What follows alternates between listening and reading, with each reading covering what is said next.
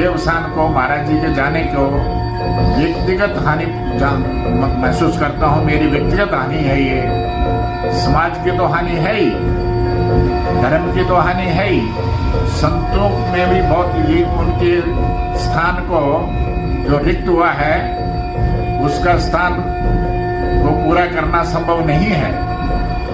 लेकिन ऐसे संत के बारे में जो मुझे वीडियो प्राप्त हुआ उसमें जो प्रेस कॉन्फ्रेंस करके जो महाराज जी का भक्त है, जो कि ट्रस्टी है, उसने एक वक्तव्य दिया है कि महाराज श्री का सुबह सोमवार को 11 बजे तक शुभ दर्शन होंगे और उसके बाद 12 बजे महाराज श्री का अंतिम संस्कार किया जाएगा और उनके परम शिष्य जो हैं उनको मुखाग्नि देंगे। ये सुनकर मुझे लगा कि मुझे ये सूचना देनी चाहिए कि महाराज श्री सुग्रीवानंद जी जो हैं वो आदि शंकराचार्य जी के परंपरा के अनुसार से दीक्षित, 10 नाम संन्यास में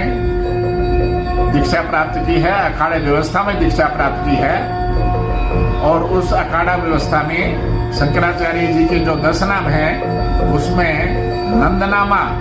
नाम से जो 10 नाम है उस नंदनामा में उनकी दीक्षा हुई है।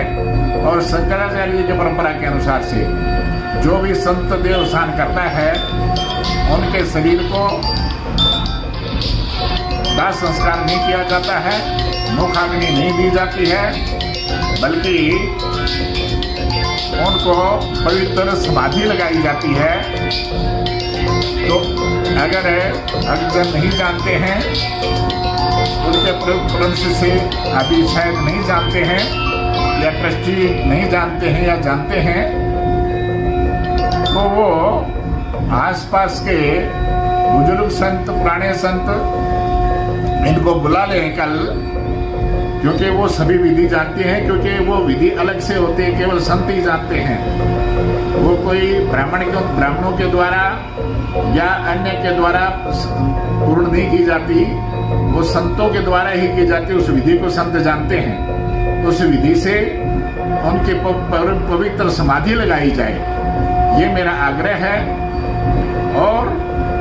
ऐसे संत को जो कि कैलाशवासी हो गए हैं, उनके कैलाशवासी होने से जो सनातन को हानि हुई है, उनका स्थान रिक्त हुआ है, उनके शिष्यों को जो व्यक्तिगत हानि हुई है, धर्म को जो हानि हुई है, संतों को जो हानि हुई है, वो अपूर्णीय है, उसको पूरा नहीं किया जा सकता। किसी भी ढंग से उनके रिक्त स्थान को भरा नहीं जा सकता। मैं तो उन्हीं से प्रार्थना करता हूँ, महाराज श्री 1008 स्वामी सुग्रीवानंद जी से ही वो सबको आशीर्वाद दें कि वो इस आघात को सहन कर सके।